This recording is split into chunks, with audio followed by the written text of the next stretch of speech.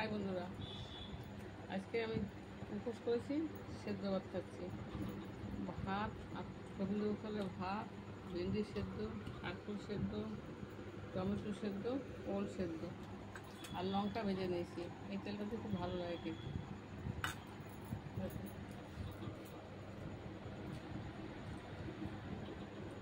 আজকে রাতে সেদ্ধ ভাত সেদ্ধ খেলে ভালো।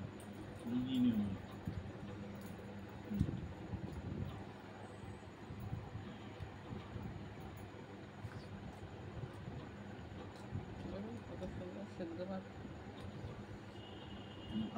ভুটনাতে গেছিলাম তাই